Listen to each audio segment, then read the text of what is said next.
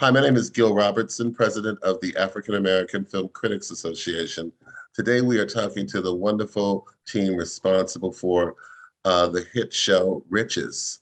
We are going to kick things off by introducing you to the AAFCA members on the call today, starting with our facilitator, Katia Woods in Philadelphia, Al McGee in South Florida, Jill Monroe in Los Angeles, Rhonda Rasha Penrice in Atlanta, Dana Abercrombie in New York, Nancy Green in Baltimore, Reggie Pounder in Chicago, and Carolyn Hines in Toronto. Now I'm going to get off and let you guys do what you do so well, and I'll see you on the other side. He hasn't been my father.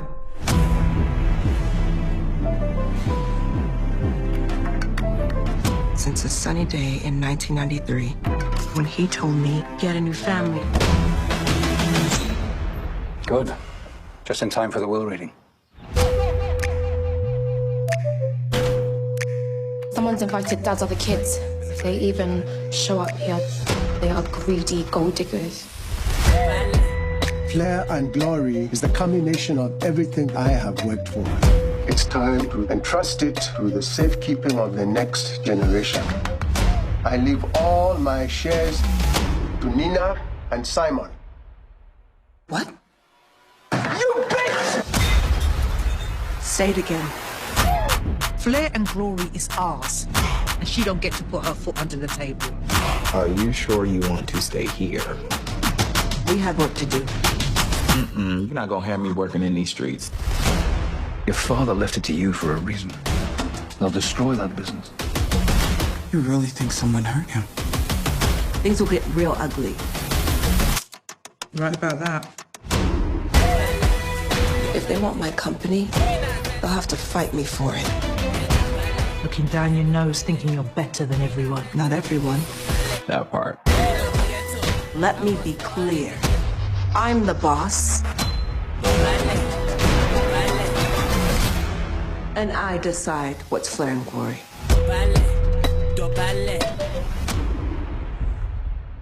Hi, team. My name is Reggie Pounder, the real critic out of Chicago. And Abby, I just want to say thank you for this. It's absolutely a beautiful, beautiful piece in so many ways.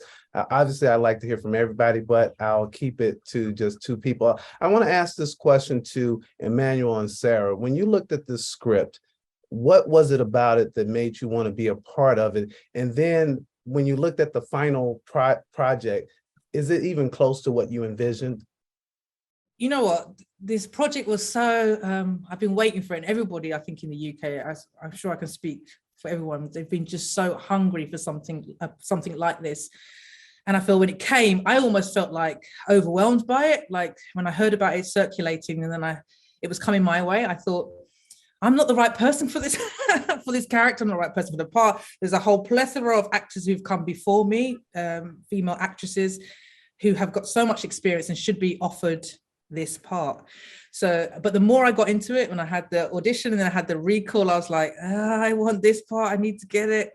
And then talking with Abby, we had a conversation once I got the part. It was just such a celebration of a Black woman post 40s who has sexual agency, who's like survivor. She's strong, gung-ho. She's not afraid to make mistakes, burn bridges along the way, but she's trying to always recover and come back on top. And I just loved it. Loved the character.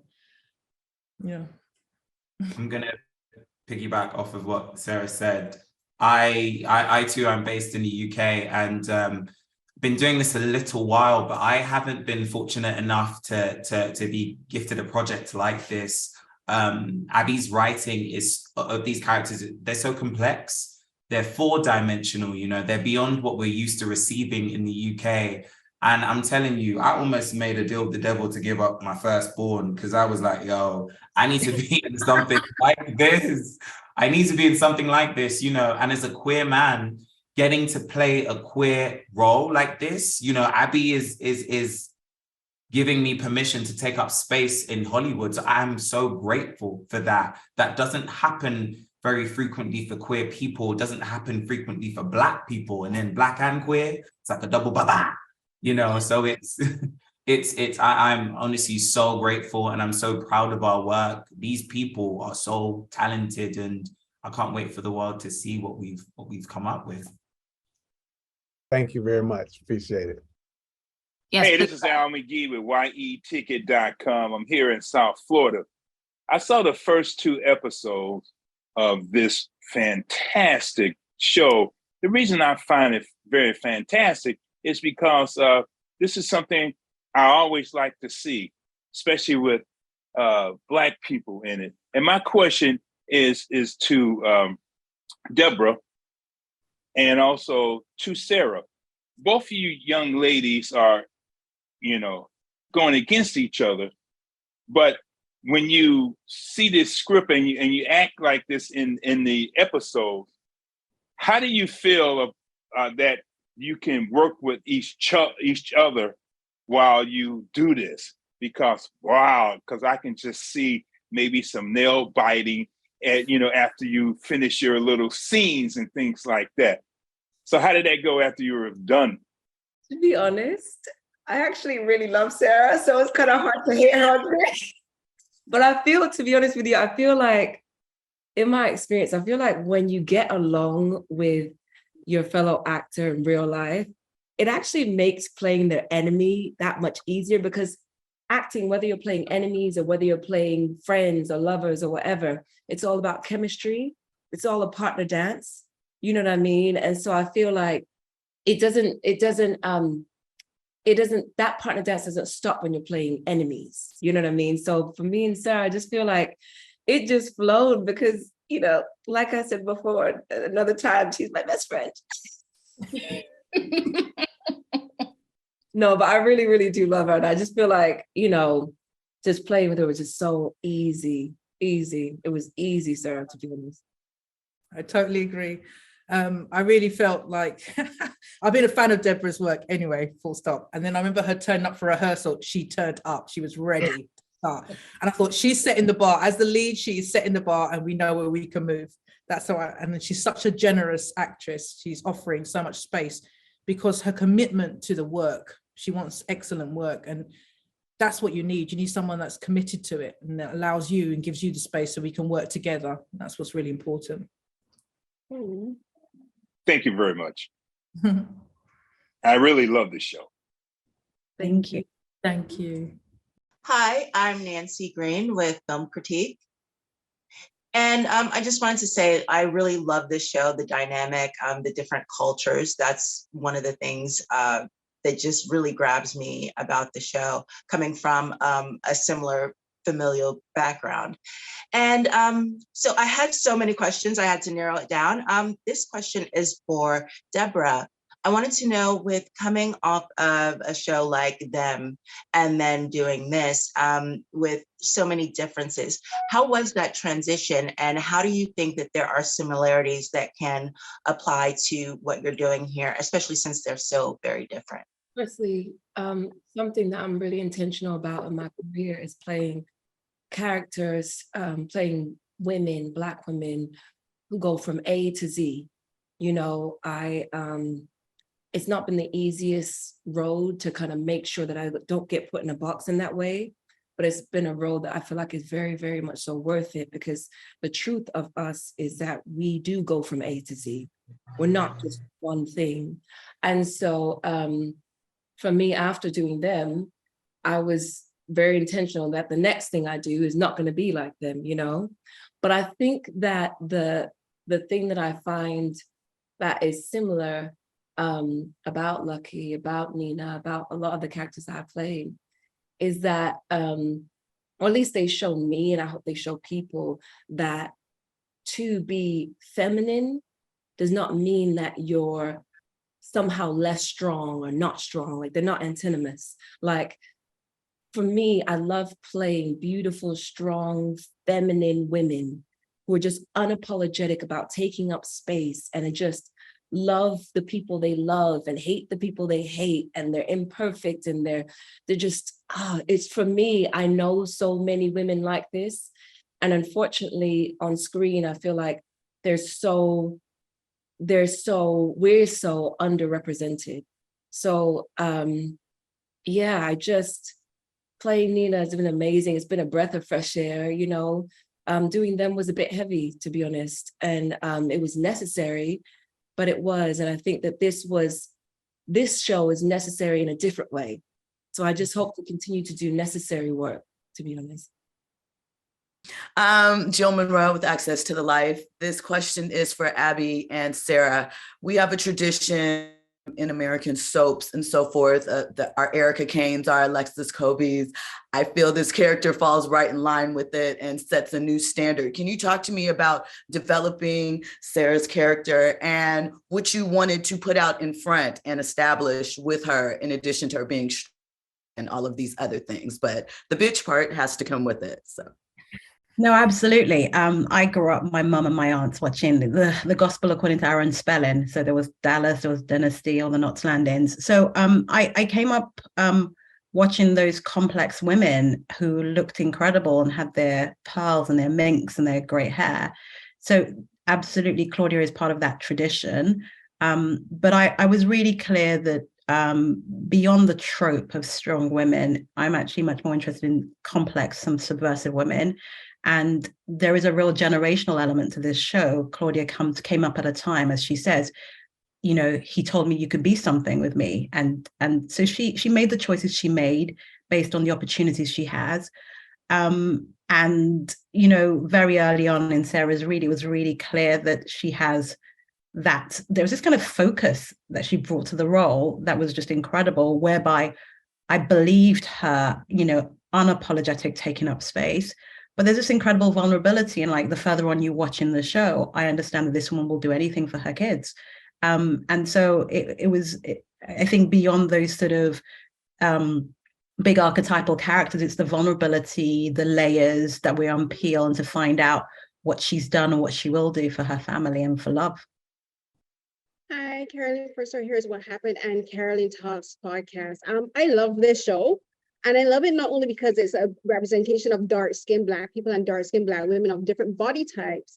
I love that I can hear the occasional West Indian accent. I'm Barbadian. So when I hear like the Jamaican, some Trini, and I'm sure I heard a slight Bajan accent from someone at some point in time. Sarah. Yes, I know I heard it from you, Sarah. I was like, you were lying in the bed. I was like, that's a Bajan accent. But apart from the representation of that, I wanted to, my question is for Abby and Adeyinka.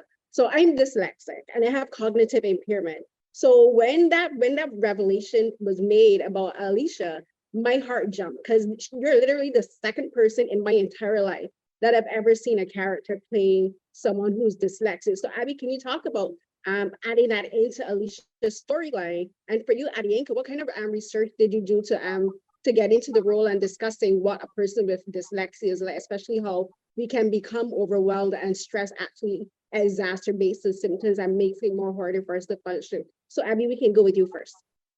Thank you so much.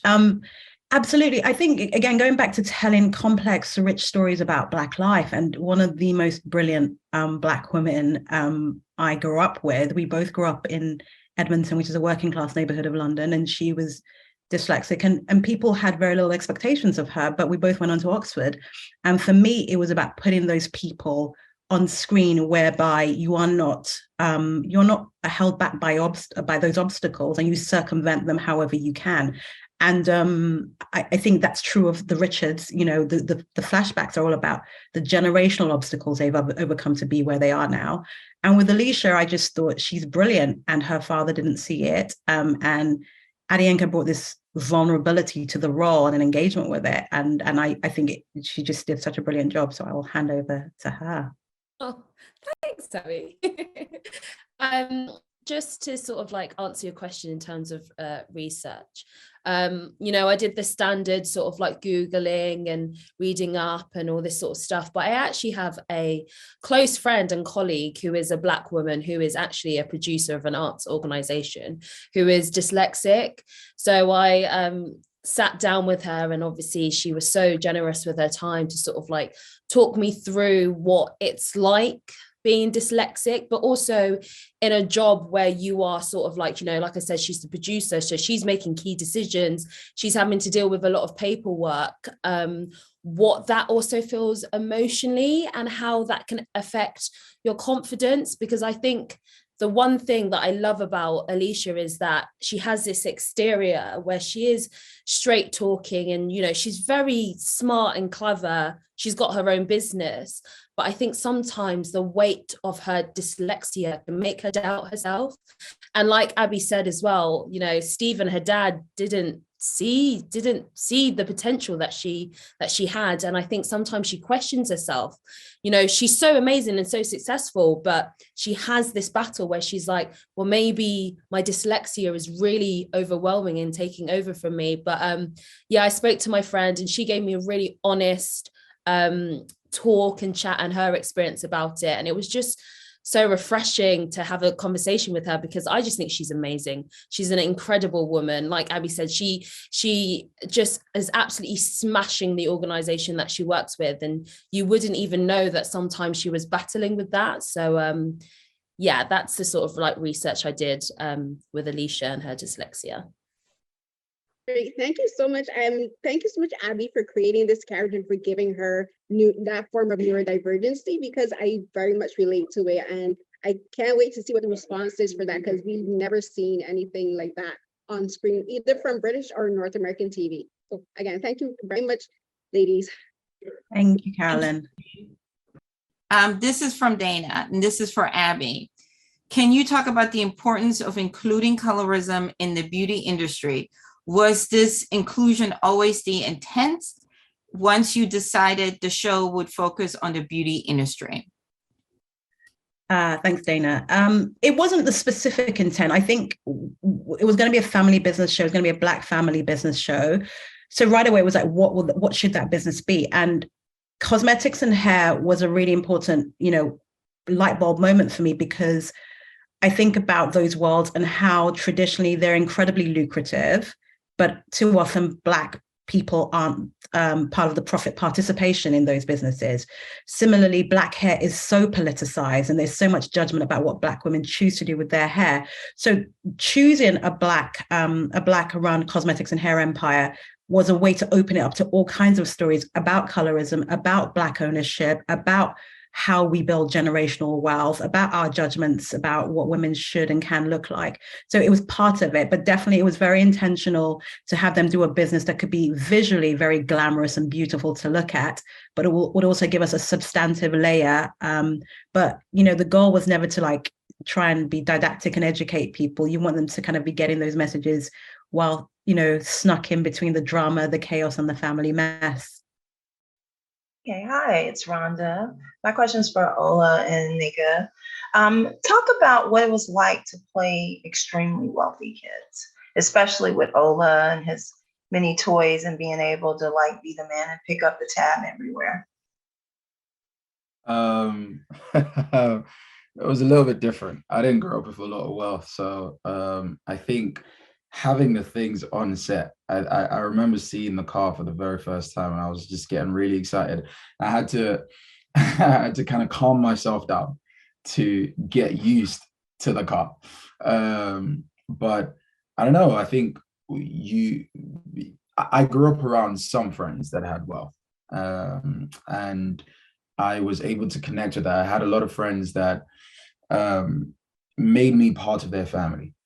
So when they had stuff, I had stuff. So I think I had a little bit of that connection. And also when you're just surrounded by the set, when you go to the houses, when you have the things around you, when these things are just there, you just kind of get into it, And I think the trick was not to be overtaken by it, not to be like, oh, wow, I'm wealthy, because a wealthy kid does not really think too much about it. It's just like, it's my money. If I'm going to spend 10 grand, I'm going to spend 10 grand. It's like 10 pounds to me, So just taking my mentality of maybe how I would spend 10 pounds, 20 pounds, and just dial it up a little bit. Oh, do you want to buy out the bar tonight? Yeah, let's buy out the bar. That's all right. That's chicken change to me, So just trying to make it natural. I think for Wanda, I think one thing I love about Wanda is that she's very unapologetic about who she is. So she knows she comes from a place of wealth and privilege and status, but she doesn't shy away from that. Sometimes people can be quite embarrassed by their money or their wealth, but she really just leans into it. And I think it was nice to see that, because it was just sort of normalizing wealth and normalizing wealth on the scale that it was presented to us, and normalizing it amongst black people as well, which we don't often see on screen. Hi guys, Katya Woods here with the Philadelphia Tribune. I spoke to some of you, but Emmanuel, I want to highlight again your character, which is not the norm in any type of Black drama, to have someone who's unapologetically queer, Black, stands firm in who they are, and also has family and a support around them that isn't centering on their queerness. The issues that they have with each other is simply on character and power struggles and those types of things. Can you talk about why that is important to see, to normalize that, for lack of a better word? And I apologize for using the word normal, because there's nothing abnormal about queer people. And Abby, can you add in why it was important for you to have that person, that family member in the family dynamic? Emmanuel, if you can start, please. Yes, I think great question. I was going to say, I think that's one of the things that makes Riches so aspirational. I can imagine a lot of my friends in Nigeria will watch this show and say, oh boy, I wish my life could be like that. You know, to be who you are and stand in it fully, stand in the sun and say, this is who I am. And then to almost step away from it and not carry it as a weight on your back and just be. That's something that's aspirational, I think, for queer people who are Black and who are of African descent, for sure.